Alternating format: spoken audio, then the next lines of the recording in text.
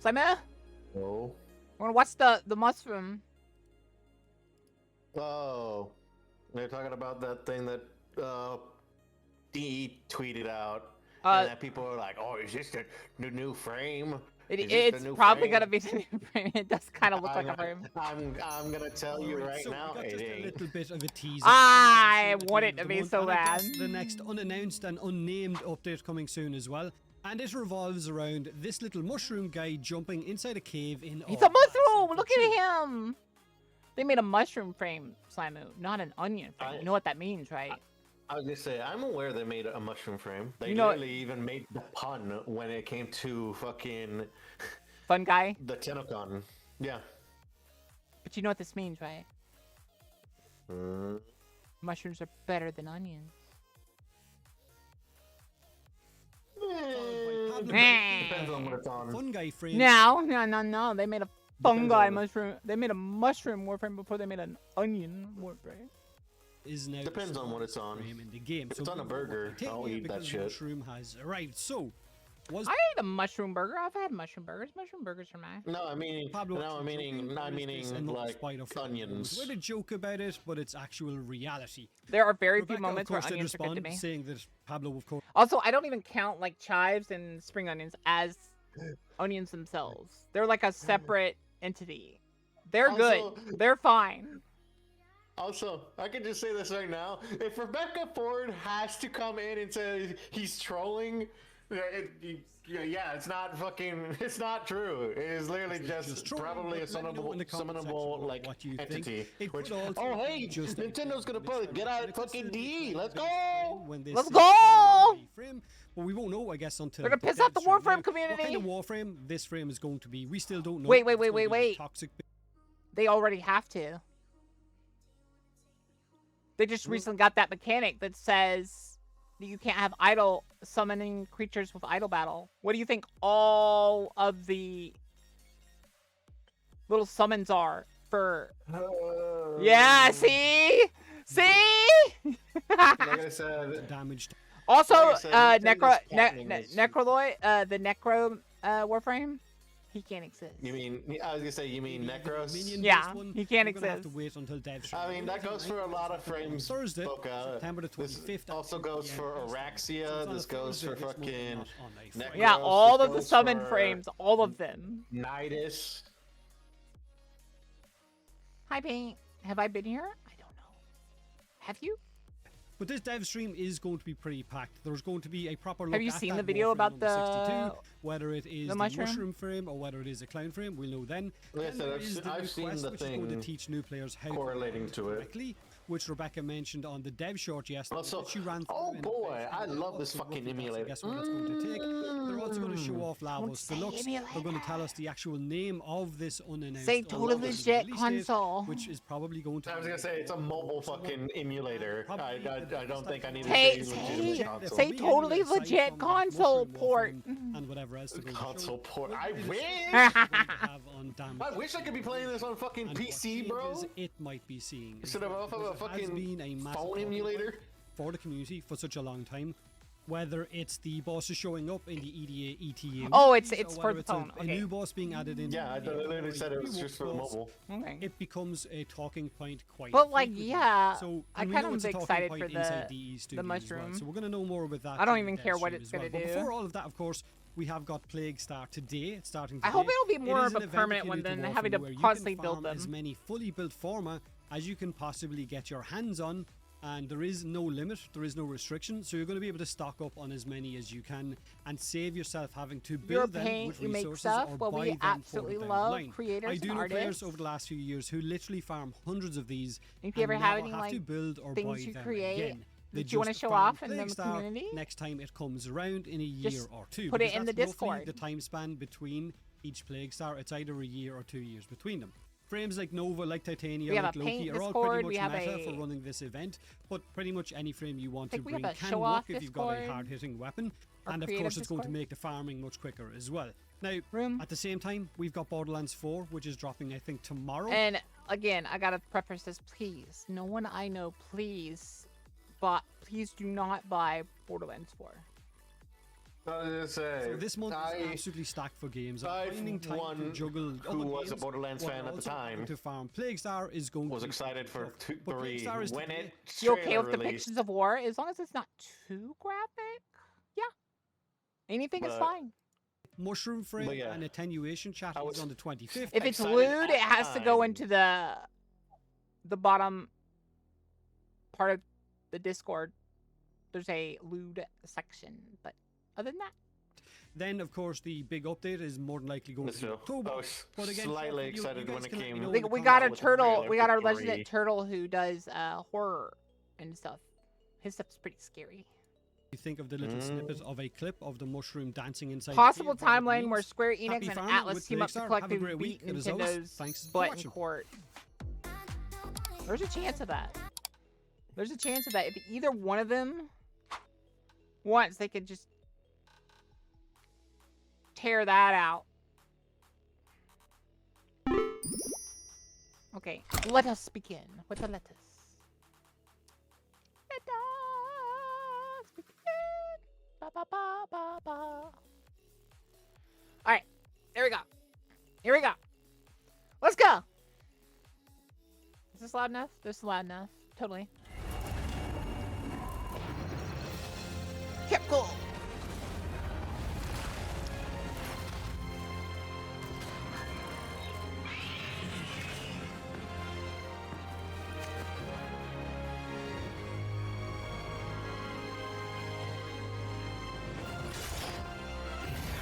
Oh, they added the Dark Knight's outfit?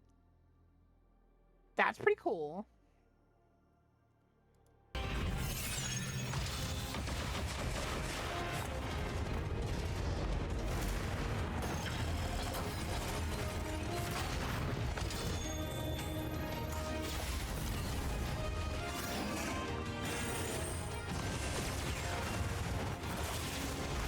Wait, did they put the mechanics of Final Fantasy into Wilds? Can I literally use the guard skills and stuff?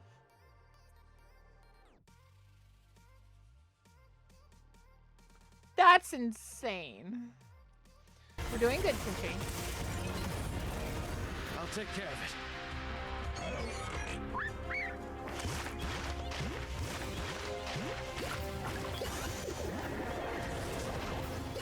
Huh? Wait, a summon. Wait. Did they add the summoner class to the game?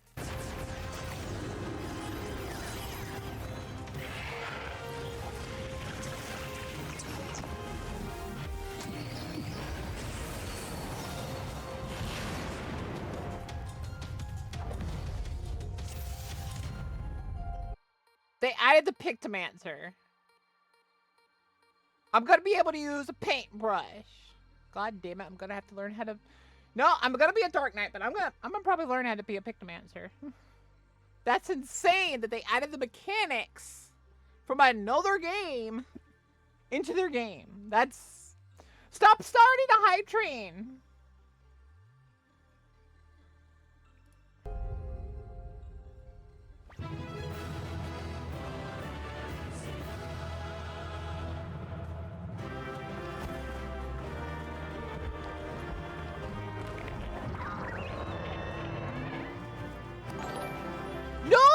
What the heck have a baby call? Nariko Tsunagi has gifted 10 subs to viewers. Nariko! No! Thank you, Nariko. Valorant just so became much. a kobold. Emergency food yay.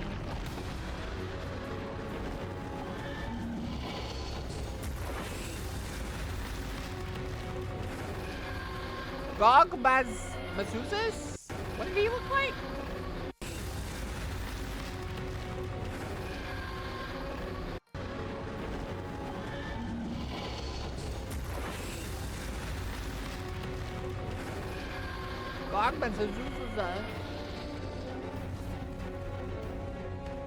And apparently Christmas is when the big update that's gonna fix a lot of the issues is coming.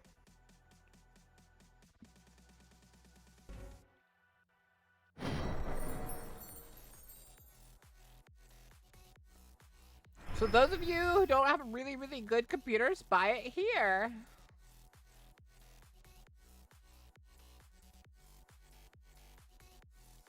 I might play it. I'm probably gonna play it on the Final Fantasy update.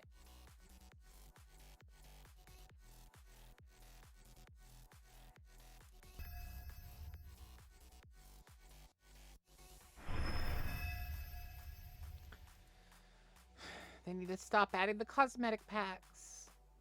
It's not making them look good at all. Although, can I have the tail? Wait, where's the dragon tail? You added a fox tail. Where's the dragon tail?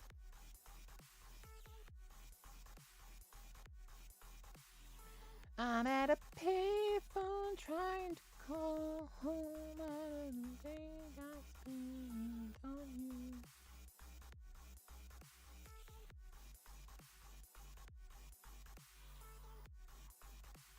Anyways. Alright, let's look at what they're adding. Best day my life.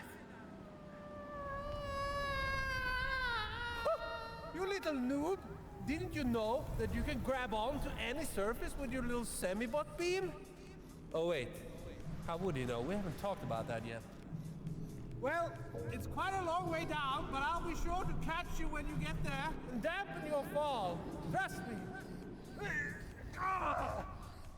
I remember one of the very first He's silly. This would be cool to do things Hi, that reader. I heard about when started working at semiwork. I love this And that was the Indigo ability Century. This to is one of my favorite climb games stuff of this with year. Your little semibot beam. And It's while okay, it Century. wasn't available at launch nor the museum update, we finally got time to implement this feature that we call Tumble Grab. Let's take a look at how this Tumble Grab looks in action. All right, guys, it's time to showcase a new. Wait, they added a little. Who the f you are? You can't swear. You are. You can't swear already. Well, let's just say that you can do this now. Let's just say it's a work in progress. Yeah, so what you're seeing now, we want to emphasize that it's a bit of a work in progress. Tumble Grab works like this. You go into Tumble, pressing Q, and then when the red outlines here have become yellow, you can start to grab things. And this is based off of your stamina. The more stamina you have, the better. As you can see, we have quite a lot of stamina just to showcase this, but the more stamina you have, the better. Rope is coming, we need to climb. It's coming! Maybe you should climb up, P. Ooh. Ah. Ooh. Hello. Oh my god! You guys are so bad at climbing. Another example of tumble grabbing, or like the new functions of it. Let's say that Sanna here grabs Walter and he's completely helpless. Look, he can't do nothing. But what if Walter could grab that shotgun while being carried? Oh my! Finally, I can end this misery. So now, when you are in tumble, you can still carry items and weapons. Thank you. That was kind of an issue. That was an issue, and I'm glad they're adding this. Thank God the hype train ended. I'm gonna fight you guys. Okay, I saw a robe just around the corner. Ooh! Robe ahead! Robe ahead. Get me up so I can headshot. Ooh, look at that. This was a problem. We can actually deal with robes decently now.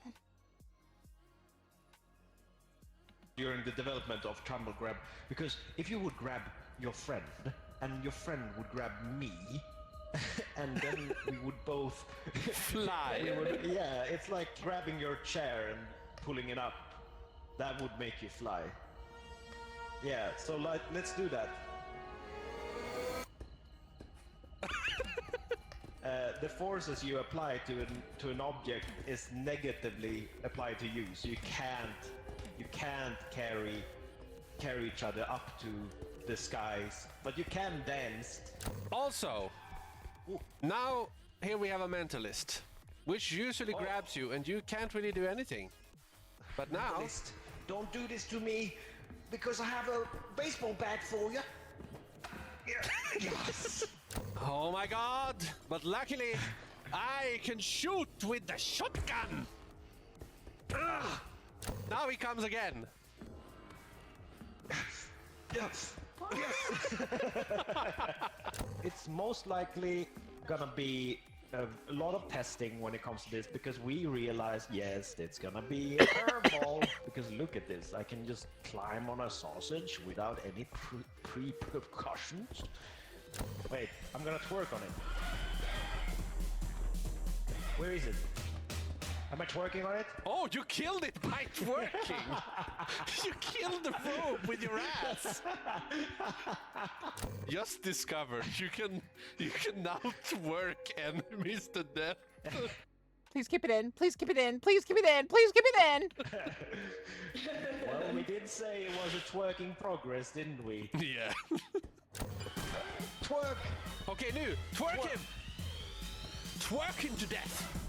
Yes, look at that! Look at Sana go! Look! Did it die? Yes! Oh my god! You did nothing about that. Sana did all. You just twerked. You are semiwork's hardest twerker. For sure. But as you can see, anything is possible in REPO. We are just expanding all the possibilities you can do in this game. It's basically a science game now. Yeah. And in science we trust. Quite an interesting feature indeed, and we are very excited to see how you guys will use it to your advantage while playing. And as said, Tumble Grab will become available in our upcoming Monster update. Development is going good, and we're working hard to give you a very spooky time on October 30th. And we also have other surprises in store for you guys. Just you wait. That's a prize. Oh shit, I forgot. I have a semibot to catch.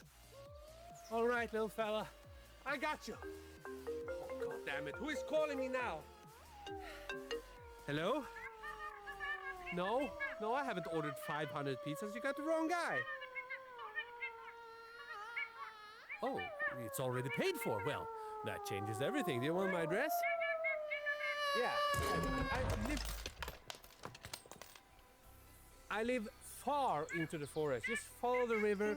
There's a nice little fishing cabin there. You can bring all the 500 pizzas there, and I'm gonna be there, and I'm gonna eat them all like slurp them up, 500 of them.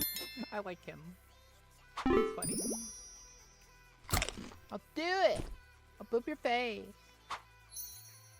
You weirdos. Clear before I move forward with this video. Everybody is allowed to have opinions. Everybody is allowed to voice those opinions, but they have to make sure that they are weighing the consequences of their own words and understanding what kind of impact they're going to have. No, you can't. But also, he's right. Like, a lot of the statements I make, especially on YouTube, everyone seems to get really mad and say I'm wrong and stuff. But here's the thing.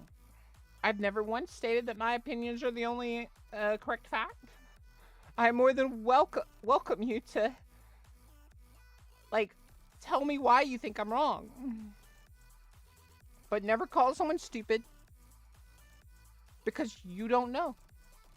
Maybe they don't have the full picture. That's what I said to a lot of people on the gun video, because a lot of them were mad at slime. Here's the thing. Maybe slime just doesn't know much. Maybe they think they know, but you know more than them in a certain subject, and you can educate them. That's what I try to do, is I try to educate my chat. It's because I'm sitting right next to the mic. But... What is the difference between a making you brandy snap and doing a bra snap? You only get mad if I do that second one. I'm gonna kill you. But anyway, like you said, you're allowed to have opinions. You're allowed to state your opinions. Don't have to get violent. Don't have to get angry. We're all here to learn. And I don't think that's happening. I don't think it's happening at the scale that it should. I don't think it's being called out the way that it should. And I think it's had a detrimental effect on the relationship between the customer and the game developers. Deep-rooted narcissism and a lack of consequences. That's ultimately what the problem here is. And I've been looking at a lot of the discourse over the past couple of weeks. And no, I did the nothing. Tragedies that have happened. And for me, and I think for a lot of people as well, it's not even a partisan issue as much as it is a problem or an issue with professionalism and general morals. You have game developers flying the flag of their company in their social media bios, running around using the influence that's been afforded to them by those same employers, going around promoting and celebrating the loss of life of their political opposition. This one sickens me. I didn't want to say anything about it, but even he's talking about it, so I guess it's kind of like relevant. But I don't care what you think of a person. No one should ever celebrate death. I even saw someone post like, the people that are like mad at this person for this, like, if Hitler had died today, they'd be the ones saying, I'm not a Nazi, but you shouldn't wish. Completely different conversation. This guy is just a regular man who had a wife and child, and he expressed open conversation. He didn't yell people down. He didn't attack people. He sat there and he talked to you. As far as we know, he was never a violent person at all. So you should never, ever celebrate someone's death. Are we talking about Charlie Day? We're gonna touch on it because it. I hope no one in my community has celebrated his death, because that is a terrible thing for his wife and child to have to witness. That is a terrible thing. Like, don't like his opinions, don't like what he says, sure. But don't celebrate pain. To celebrate pain is to want it to happen to more people. Do you want your family to experience pain? Do you want you to experience pain? No. I don't think you do. Unless you're a masochist, that's a different story. But what I'm saying is, don't celebrate it. You could be kind of a dick and be happy that he's gone, but don't celebrate. Don't put that pain and evil into the world.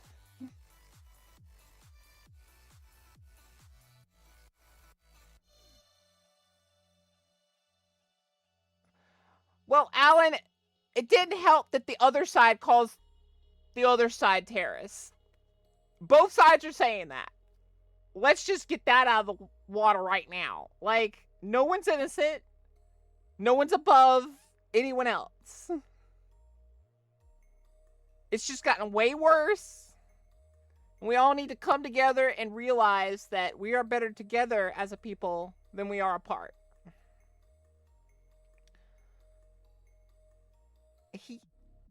I don't want to talk about him because he did a lot of things that I'm not happy with. He did some things that are good. That's the end of that conversation. All I'm saying is, let's not bring violence where peace and like just talking can work.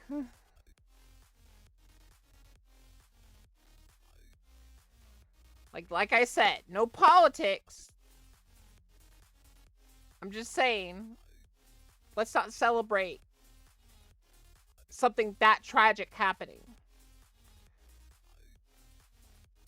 Because that, celebrating something like that happening is basically saying, I'm okay with all the other stuff happening. If you are, then wow.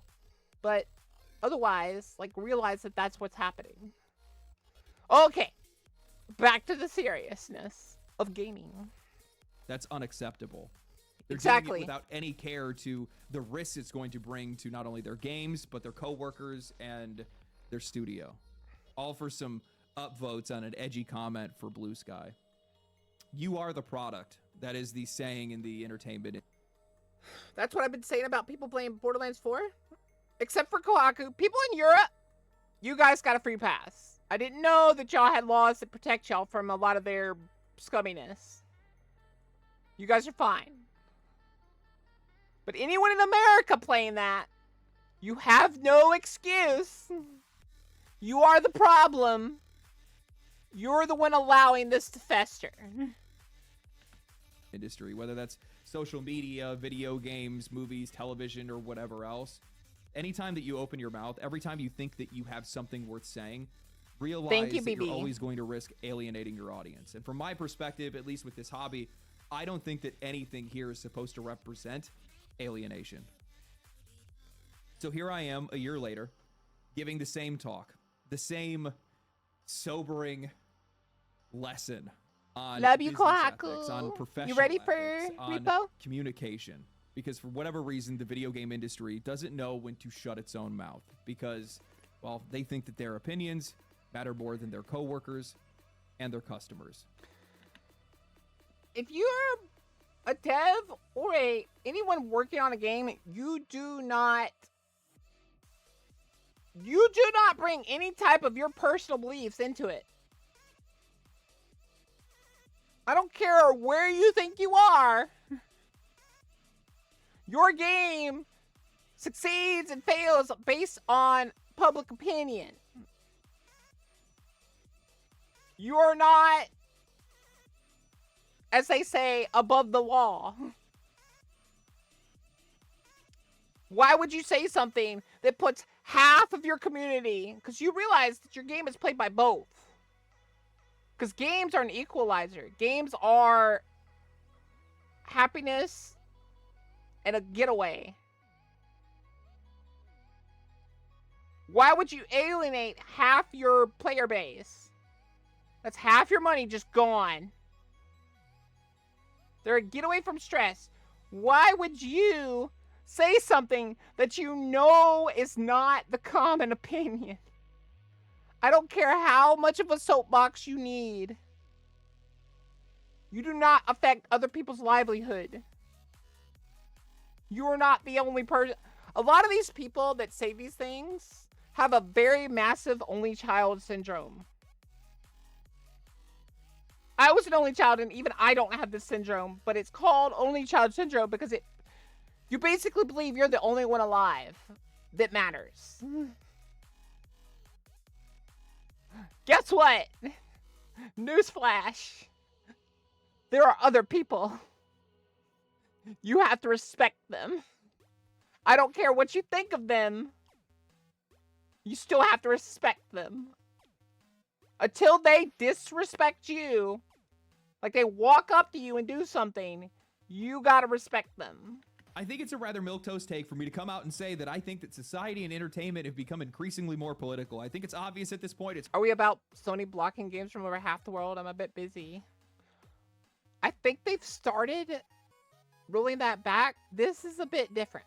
It's hard to deny it, and it's to the point where you can't even escape it, even though that's exactly what most of us are setting out to do. I can't open a single app. It's the app. same problem we had with Hollywood. These people think they are suddenly the moral high ground and start throwing around influence to weaponize media. Yes.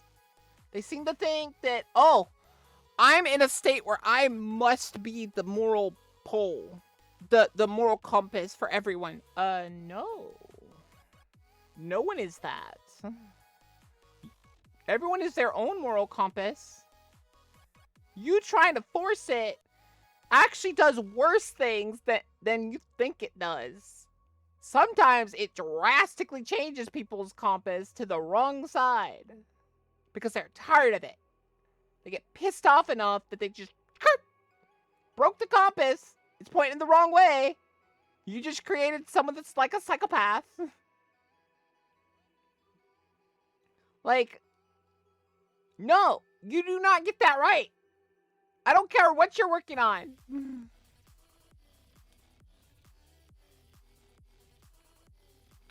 Game, TV show, or movie without having somebody trying to preach their A whole tub of strawberry ice cream. Cyril, you and one other person in this chat make me venomously angry and I want to stab them.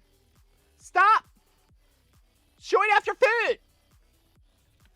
politics to me. And I mean, that's not even showing off food. That's being ha I got food moment. The spaces that we used to have that used to be safe from it largely don't even exist anymore. And I think that's created this new kind of social divide of consumer products and media, where customers were once basing their purchasing habits off of practicality, quality, and enjoyment. Well, now this new category forces its way into the equation, politics, and it's just complicating things further.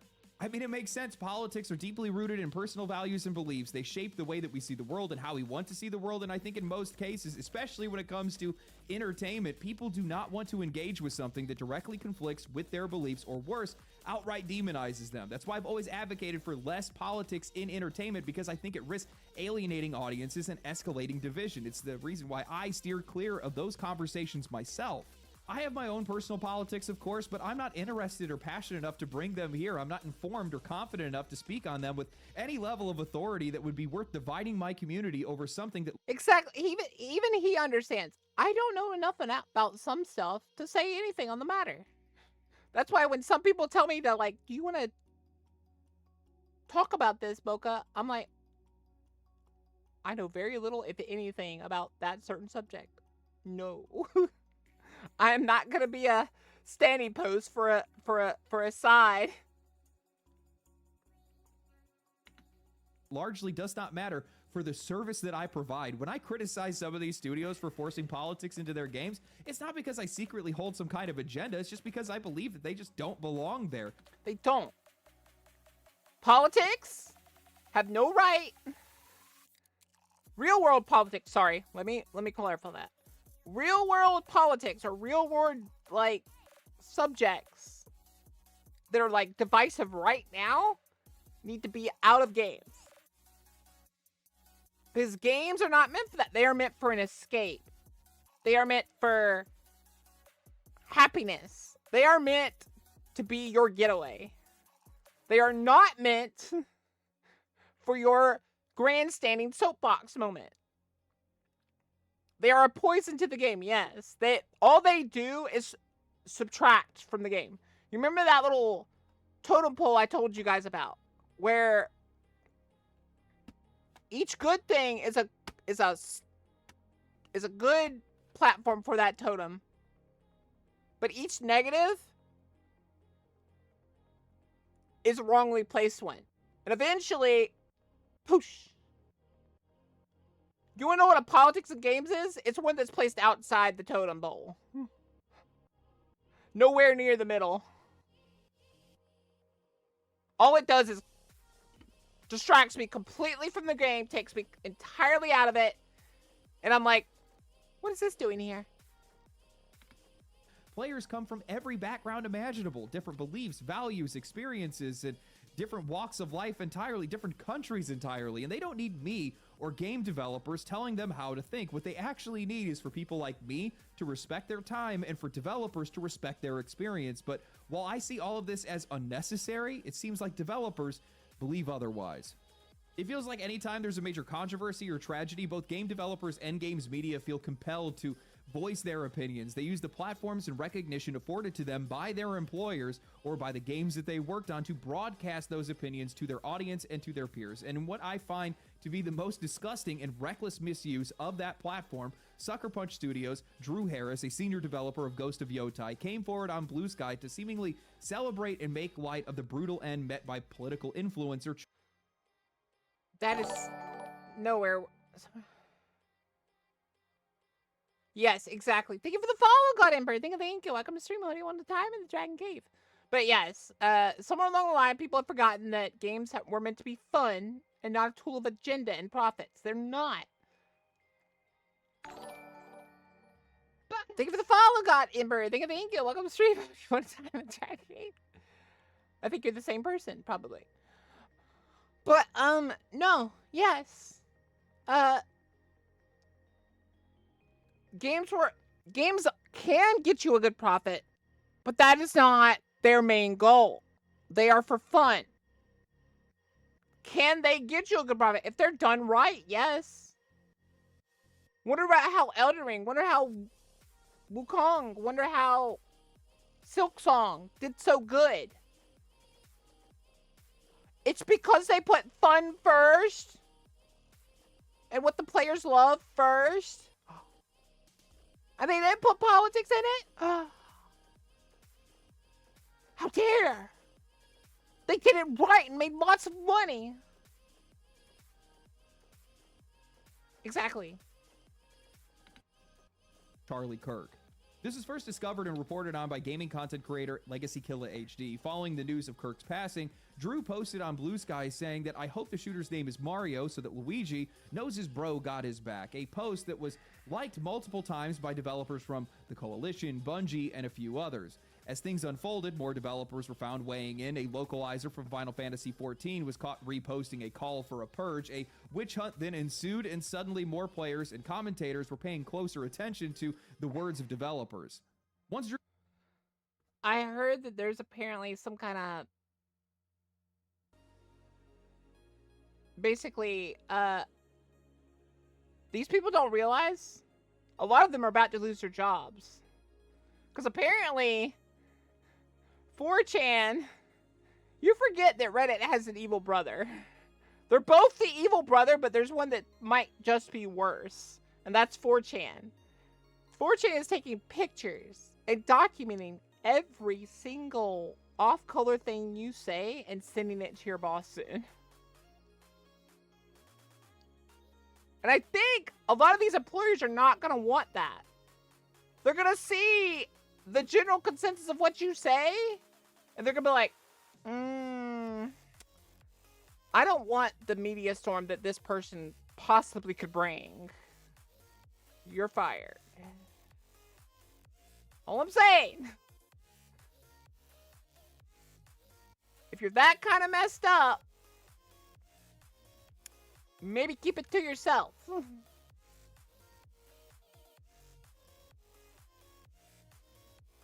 I know you're joking, Zero. Drew's post made it over to Twitter, with people sharing his comments directly to his employer, others sharing posts about canceling their pre-orders, and instead of backing down, Drew instead doubled down, mocking the situation entirely with posts like, I have been told that Twitter has noticed me from across the room, ooh woo. Some of y'all never have heard the critically acclaimed Mario Brothers franchise by Nintendo, and it shows.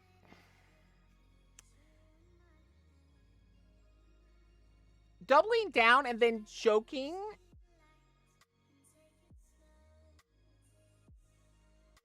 Probably not the smartest thing you could be doing. And maybe instead of emailing people's employers, y'all should be emailing your reps and demanding gun control immediately.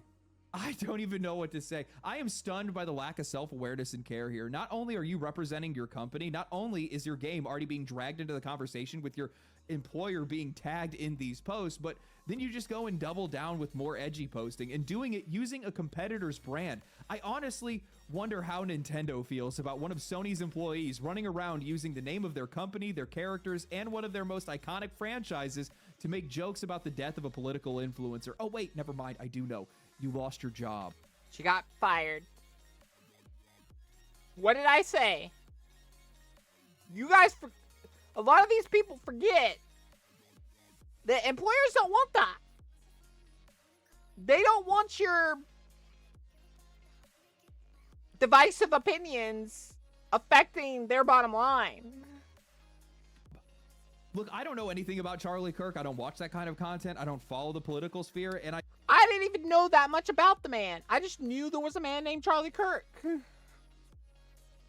You're the one that brought people to know who he is by constantly, like, have you heard of the critically acclaimed MMORPG Final Fantasy XI, which has an expanded free trial? And the award-winning episode is still...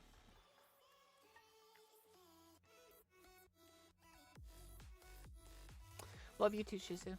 Oh my god. They don't have anything to add to the debate between people's love or hate for the guy. But what I will say is this: it is wholly unacceptable to condone, celebrate, or promote this kind of extreme violence. While I will say that I largely stay uninvolved in these political matters, usually on the side of just on the outside looking in, what I have seen over the last decade online is more and more communities that are normalized. Critically acclaimed is such trigger for you? I understand. Social media that is just fueling pockets of people that are escalating and celebrating violent rhetoric. Deeply insecure and disturbed groups of people that are just gassing each other up, egging people on to ruin their lives and the lives of others just so they can have somebody else to point to and say, at least I'm not them. From my perspective, gaming should never be that space. Game developers should not allow it to turn into that kind of space. If anything, this industry should be doing the exact opposite, toning rhetoric down, lowering the temperature, and recognizing the risk of what happens if this keeps escalating. Especially now, we are walking into unknown territory after such a horrific event. After seeing the post from game developers speaking up, I put my own thoughts on Twitter and I wrote, I don't think that they realize how much this damages their brand, puts their coworkers at risk, and alienates their audiences. Likely they don't care. I doubt anything will happen, like with Avowed and Obsidian. When their devs ego tripped, nothing happened because the studio shared the same value. Well, they apparently didn't share much the same values because they got fired.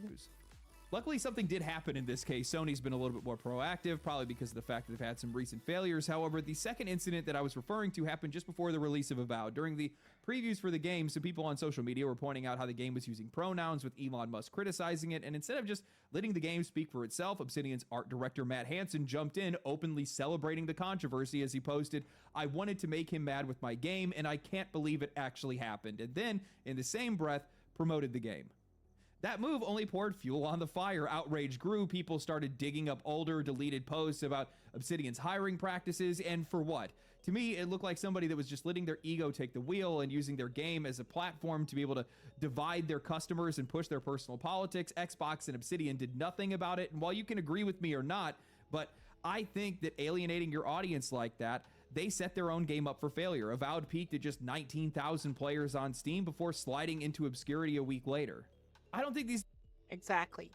I bet you anything, had that person not said anything, and just let it speak for itself. If he had just said nothing and let it speak for itself, I bet you it would have gotten double those numbers. I wouldn't have been surprised if it did.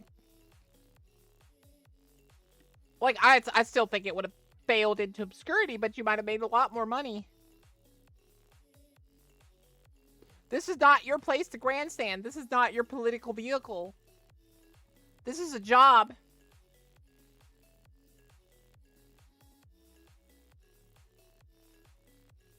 This is not your excuse to be divisive. This is a gaming company. This is a game. Developers understand the impact of their words in a world that is more divisive, political, and... Anyone who says it's just a game needs to understand that, yes, it is. So why are you being divisive or aggressive or contrarian about it? Connected than ever, in an economy that's more difficult than ever, in a games industry where performance and quality are... I barely talked to one of my friends because of how they treated me when I thought about playing Hogwarts. Some of you may know of him. I won't mention who he is, but he's on YouTube. He gets a decent amount of people, and I had wanted to collab with him quite a few times. I think I did once, and I wanted to do more, but then they made a weird kind of angry statement at me when I was like, what do you think of Hogwarts? I was like, I've been thinking about playing it because I really love Harry Potter. And he said some kind of mean stuff to me. He probably didn't think it was mean, but it really hurt my feelings. And I didn't play it, but it still stuck with me that someone was willing to say something like that to me just because they don't like a person. Becoming increasingly more hit or miss. When you go out and you take these unnecessary risks that are rooted in your own ego, it's coming at the cost of your studio's reputation, your coworkers' future, and, well, the success of your game. Again, I want to be clear. It's not that you can't have opinions. It's not that you can't... You're more than welcome to your opinions. You're more than welcome to say what you want about a subject. But you need to be open to conversation.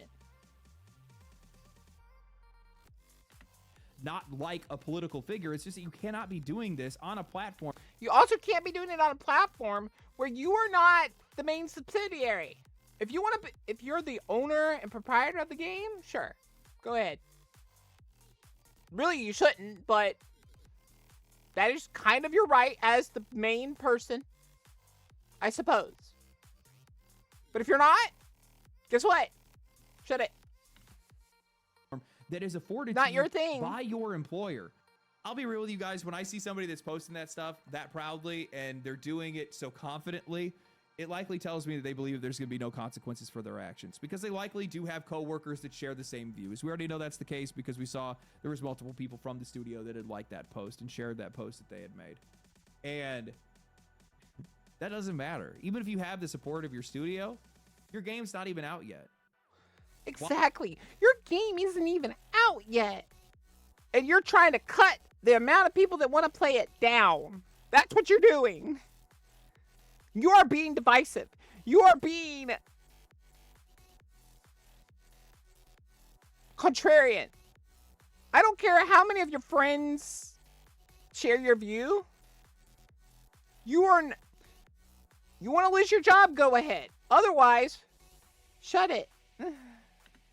Why would you? All you've effectively done is just put your coworkers' lives at risk, their livelihood and their security. Look at the temperature. Especially the security thing. People are way more like violent and driven now because they're so tired of it. So you doing that, all that does is put you in danger of society right now. Look at the economy. Why would you go and poke the bear? It is so reckless and it's so selfish. These developers don't understand that first impressions are oftentimes last impressions, and their words carry a lot farther than they think they do. I think that's obvious by now.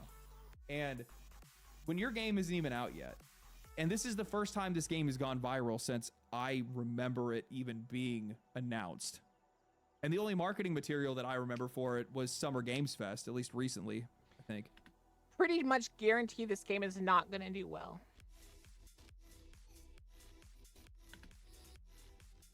They've already been overshadowed by all these multi-platform releases. Keep in mind this game is going to be locked to PlayStation, at least initially. And every single game developer in the industry wants to release their game in September and October.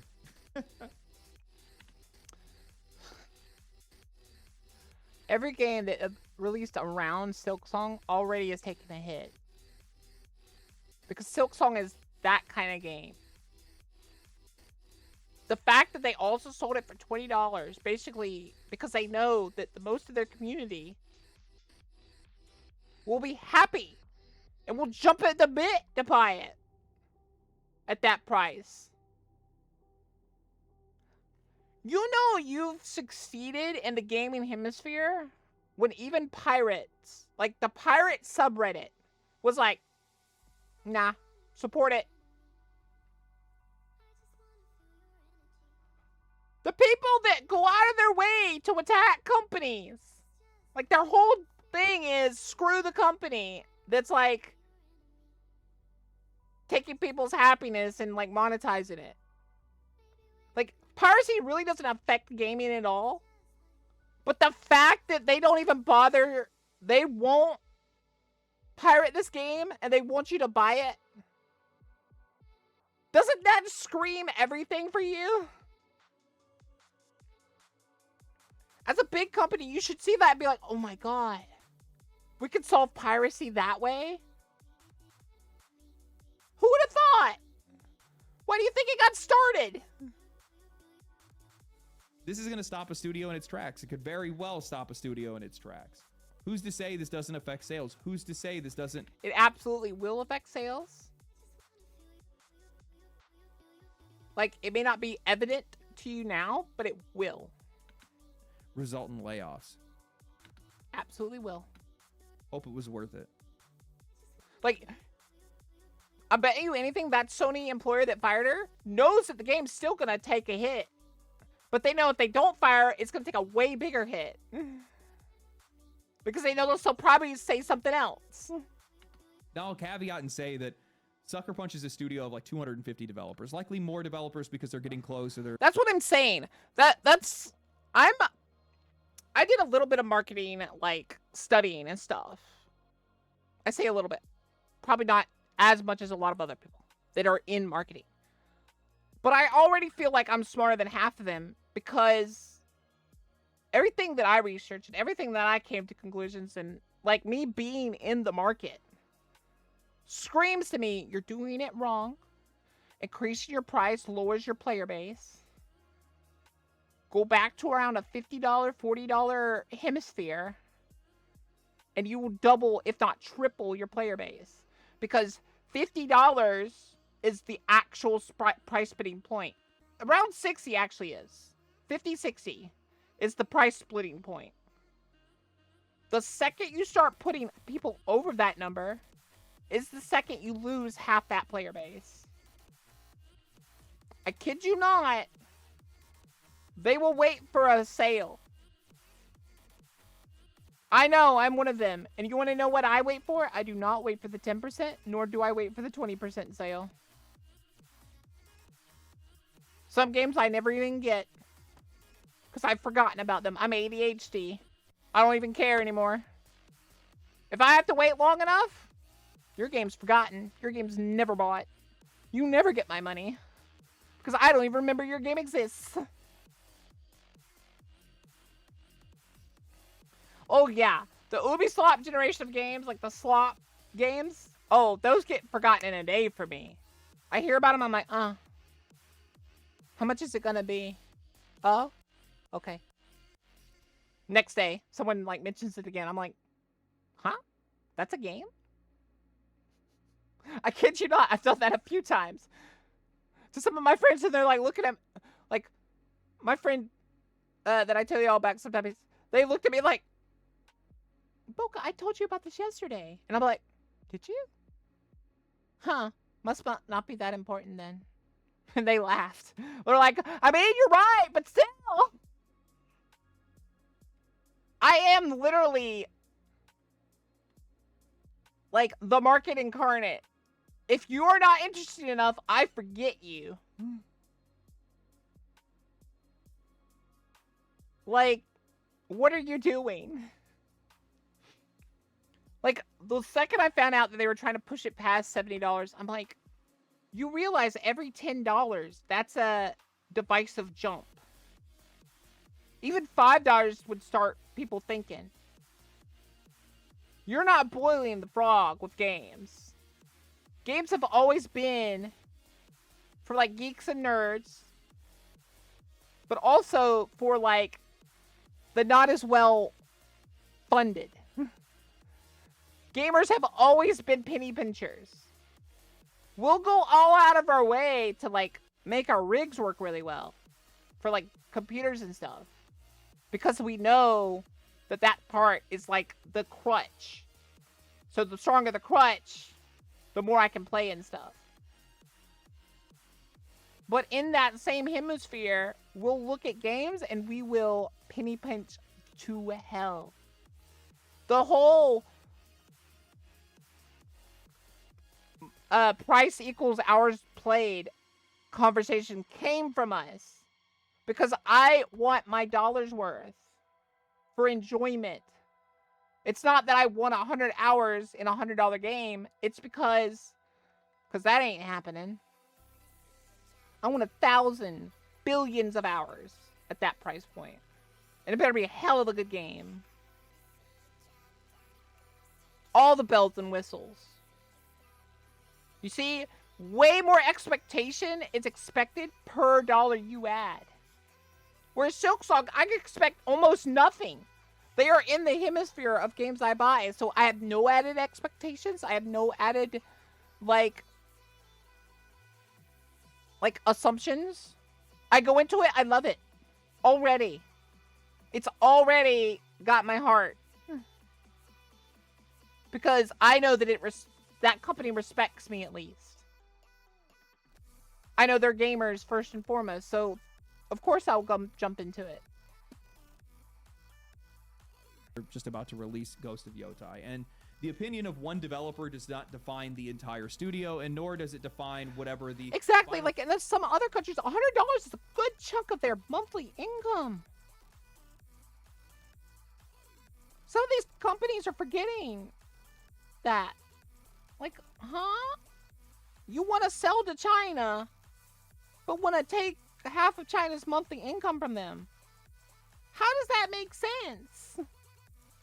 Product is actually going to look like once it's actually released into the wild. But I don't really think that... Like, the rich people in China aren't playing your game, they're playing the mobile game. They don't got time for your sit-down game. That's why these gacha games make so much money in China. They're busy. That is literally the only reason you get away with it there. It's because they have a culture of showing off how much money they can spend. Same with Korea. They're busy. They're busier than you in your little game studio. They are way busier. They have black companies. You know what a black company is? It's a company that will use you up until you're dead. And it's a known problem. Do you want to work in a black company? They make a lot of money. Some of them don't, but like, some of them do. They make a lot of money. And you know what they do to like relieve themselves of some of that stress? They play gacha. I don't blame anyone in China and Korea for spending money on gacha games. You know why?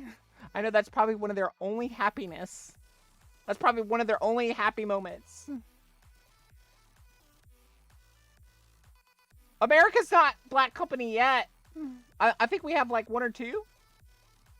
That matters that much, because when that game you don't want to be a black company. Because of how recent it is, people are going to remember the developer that was doubling down. People are going to look at... Exactly. They're going to remember that developer. Like, some of them will remember that she was fired. Well, not all of them. Not even close to all of them. Jin Sakai and see how it switched to a female lead and be like, ooh. Even though, yes, I know his story is over. Believe me, I'm actually with people on that one. I totally... Yeah, his story was over. Yeah. No problem with that. I was actually okay with the female lead. But then I heard some things I was not too happy to hear. Like, no one that worked on Ghost of Tsushima is there. Not one person that worked on that is working on this game. A lot of these people are new. A lot of these people are just like her, as you could tell, that other person, because they like their pose. So, that's 3 negatives. Really understand. That's a lot of negatives right off the bat. You're also going to look and see that the voice actress for the main character is also very outspoken. She is. She's very outspoken. In a very bad way. Like, aggressively outspoken. Online. And they're going to start connecting the dots. They're going to start seeing all the red flags. And they're way too many red flags. Way too many in a line. One point is a coincidence. 2 could be a coincidence. But 3, you're starting to make a line.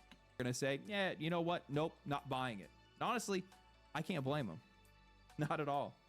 You're starting to make a line. To draw political battle lines on consumer products. They shouldn't even be there in the first place. No political lines means I don't see the lines. And devs are probably looking at this entire situation. There's probably even people that are watching this video right now that are like, well, this is just venting. It's just edgy posting online. This is all cancel culture, people getting all mad about it. But I think that why would you even do it then? You know how bad cancel culture can be. Do I like cancel culture? No.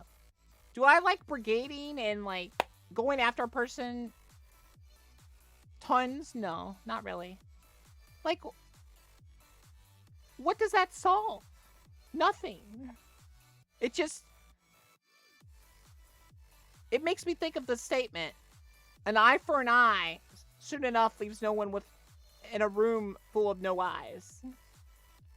Customers have noticed, especially with just the shift that we've seen in media over the past couple of years. They have a terrible burnout problem, but it is like being addressed slowly. Some of the companies don't do it. Some of the companies have such good, like, working situations that it's, like, that never even becomes a problem. There's Larian Studios where they give clear breaks for their people.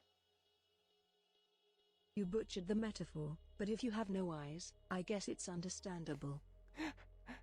I forget how you say it. I know it's like, an eye for eye soon enough leaves no one in the room with eyes, or something like that. That's neither here nor there, but, like, it makes sense.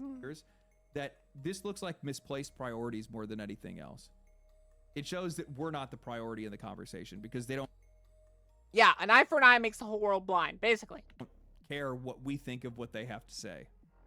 And in a Exactly. lot of cases, for a lot of people, they think that those opinions are ultimately going to bleed into the game itself. Smiley face And emoji. for the people that believe that, they're not wrong.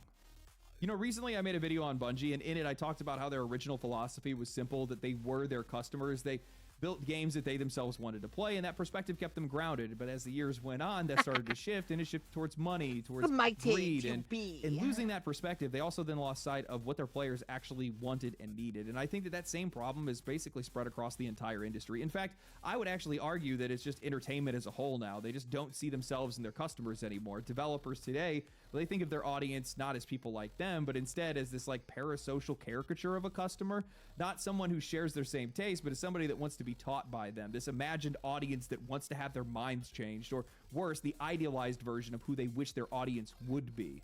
But the truth is, customers in the real world are messy. We are a chaotic mix of beliefs, lifestyles, backgrounds, values, and principles. We do not think as a monolith, and we never will. And the irony is, none of that actually matters as long as you're just doing your job. As long as your job is just to make games. And if your objective is to create something fun, compelling, or interesting, well, you don't really need to worry about who your customer is. You don't have to worry about trying to reshape their worldview. All you need to do is just make a game worth playing. And the moment that you lose sight of that perspective, the moment that you start thinking of your players as something to correct or fix, is the moment that you've already broken that relationship. I think the industry underestimates how influential social media has become in shaping the way that these games are received. Developers might not see it that way because they're living in these insulated worlds where most of their peers are sharing their same values, but customers don't live in that same bubble. They see somebody on social media with the studio's name in their bio mocking, promoting, or celebrating something horrific, and they connect the dots immediately. They don't think to themselves, You're not thinking clearly. Just because your immediate zone believes, like, agrees with you and stuff does not mean the whole world does. Like, you need to stop living in your little bubble. oh, this is that person's opinion. They think of that as the studio's opinion, as the game's opinion, and I don't think that they understand that yet. And honestly, I don't think that the players are wrong to think that. Games are collaborative works. Studios often hire people who are culturally aligned with the studio, and if one developer is loud enough and confident enough to openly risk the studio's reputation online, it's a safe assumption to say that leadership either tolerates it or quietly agrees. Those values and those beliefs are ultimately going to make their way into the games. And by the way, this isn't a conversation about social politics. This is just about how games are made. And I think players are starting to pick up on that. When priorities are misaligned, when developers are valuing their own personal opinions over a player's experience, the result is just this lower quality and preachy game that people do not want to play. Video games aren't just collaborative works, they're creative works, shaped heavily by the beliefs and values of the people that are making them. We've heard studios talk endlessly about wanting to broaden their audience, but the more extreme and uniform some of these studios' internal cultures are becoming, is the more you shrink it. It's the more likely that their games are going to narrow their audience instead of expanding it. We saw that with Dragon Age: The Vanguard. Its themes, narrative, and gameplay failed to resonate, and because of that, players didn't just ignore the game. A lot of players actively went after it online because they felt betrayed. And once that shift happens, once players stop seeing the identity of a game as something that they're sharing between the developers and themselves, and instead start seeing it as a mouthpiece for a studio's values that don't include them, the relationship is over. That's why this backlash has been getting so visceral lately. It's not just disappointment with the product, it's a sense that they're being pushed out of something that they once cared about. Audiences that felt like they were collaborators in this creative journey with these developers suddenly feel like they're just the target of a message that they never asked for. I think one of the most dangerous forces in the industry right now is an audience that is turning against the game. People are just assuming it's bad PR or negative reviews, but it's far more corrosive than that. When players feel excluded, dismissed, or betrayed, they're not just walking away, these guys are pushing back. They're amplifying every single controversy, highlighting every flaw, and making sure that the wider audience never forgets the worst things that are associated with your studio. And once that perception takes hold, it doesn't matter how much money you dump into your marketing, that game is radioactive. We've seen this play out clearly with Concord and Avowed. In both cases, players didn't just shrug their shoulders and move on. They actively rooted for failure. For Concord, the perception was that it wasn't just simply looking generic. It was that Sony was wasting their time and resources trying to chase something that nobody wanted. By the time that game actually launched, it already had an audience that was determined to tear it down. With Avowed, it wasn't just the visuals or mechanics that tanked its interest. It was the arrogance of its developers and the massive identity shift. Oh gosh, the arrogance. Like, some of the things they said, like, this will be the next Oblivion and stuff. When Oblivion did more than you, and did it better. Of that game from what it was promised and what was actually delivered. The thing I think developers don't seem to understand is that the strongest backlash is coming from betrayal and alienation. It comes from the players that once cared, the people who believed in a franchise or in a trusted studio. It's also coming from potential customers who looked at a game's design and feel like it was never meant for them. In both cases, the message is still clear. This isn't for you anymore. And the irony is, backlash born from betrayal is almost always going to drown out support. A fan might recommend a game to their friends, but a disappointed player, oh, they will make sure everyone knows why they feel let down, posting, sharing, and amplifying their frustrations to make sure that they change the perception. And someone posted on my Twitter when I was like, those of you that are playing Borderlands 4 are part of the problem. I hope you enjoy not owning your games. And they had the audacity to say it was a boomer take. And I'm like, how old are you? Well, yeah, that's fair, Slimu, but, like, at the same time, Oblivion had a literal physics engine and everything. Yet Avowed had none of that. Like, it didn't have day and night cycles for its NPCs, for crying out loud. Oblivion had that. How are you better than Oblivion? Like, there were so many things wrong with that statement of, we're going to be a better Oblivion. Like, let alone the fact that Skyrim knocked them out of the water. Why would you even compare yourself to something you know you can't do even slightly above? Around a game. That reaction is not coming out of nowhere. Oh yeah, the arrow physics alone were bad. Disrespected, and whether developers want to admit it or not, that's on them. If you present yourself as the face of a studio and you spend your time online mocking or alienating customers, you should not be surprised when those very same customers turn their frustration into a movement against you. That's the climate AAA developers are working in right now, and fair or not, it's just the reality of the situation. Making a fun game, that's just the foundation, but if your audience doesn't feel respected, they do not care how fun your game is. And the more developers that are out there that are confusing speaking as an individual with speaking as a representative of their company or of their game, well, they're just going to create more players who would rather see their entire project crash and burn than ever give it a chance. The reason I'm making this video and why I wanted to talk about this is because I don't like the direction that conversation and gaming is headed in. To be fair to him, yeah, but also, no. That's what he quite literally wanted to mean. But he was trying to say it slightly obfuscated. He didn't say it obfuscated enough, and people basically boiled down what he was trying to say with so many words. Right now. We can read business talk now. You can't talk down to a lot of gamers anymore because we've learned the business talk and we know what you mean when you say certain things. And it's because this hobby has always represented togetherness for me. This is how I met a lot of friends. It's how some of my friends have met friends and spouses and things like that. And it's always represented sharing your favorite games and memories and whatever else, interests. It's finding commonalities between people. This is like the best place to be able to do that. And while there's always going to be some rivalries and outliers, I feel like there's just this culture rot that's extending from the industry itself and likely from their own developers. And it's just making this hobby not represent what it used to represent, at least not for me. One of the things that I've been doing in the background is I've been doing some side research. I've been trying to figure out what the next gaming trend is going to be. Okay? I think Silksong made that gaming trend. It's going to be Metroidvanias. It's too massive. I think it might be. I'm not confident 100% yet, but it kind of feels like it is. Put it out there.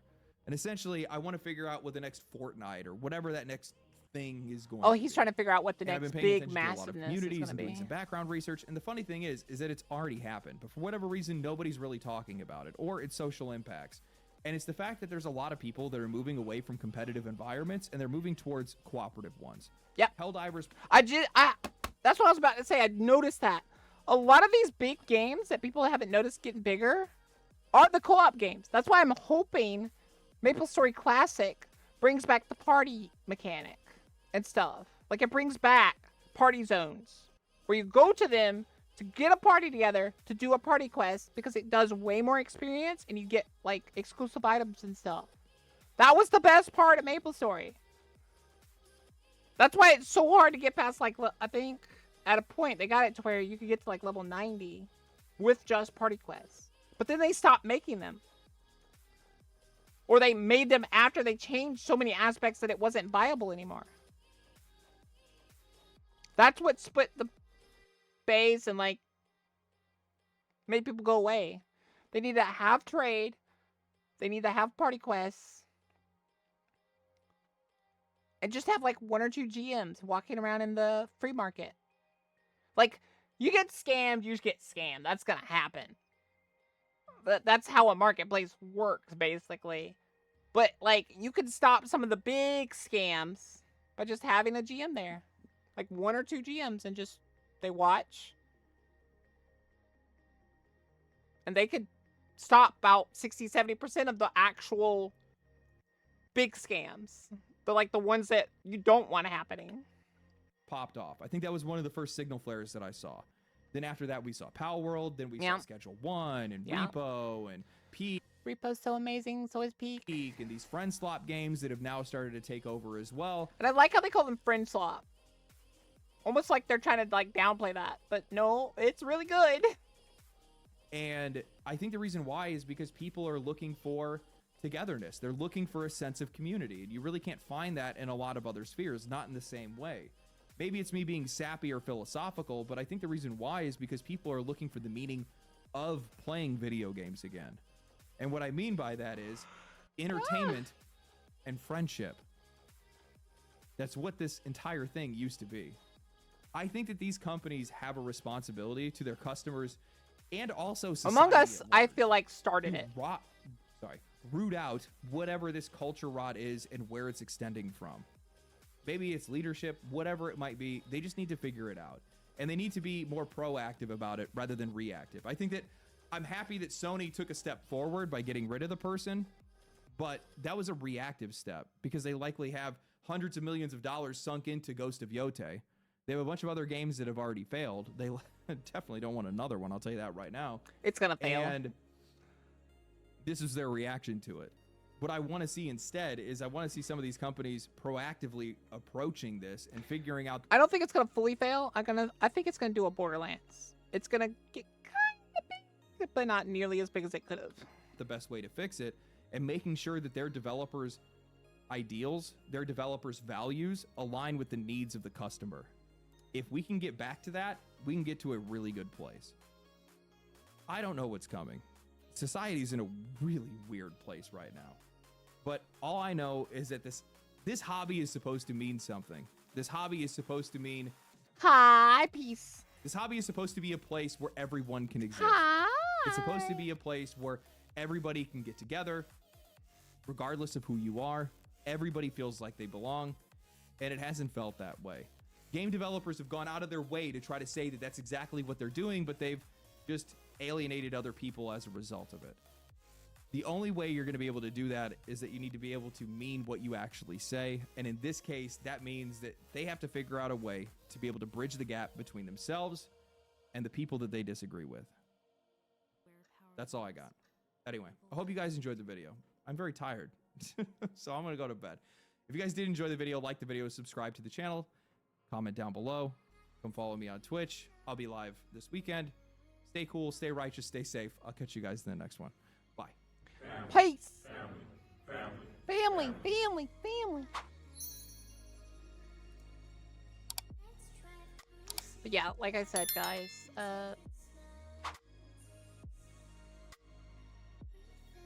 like just head pats.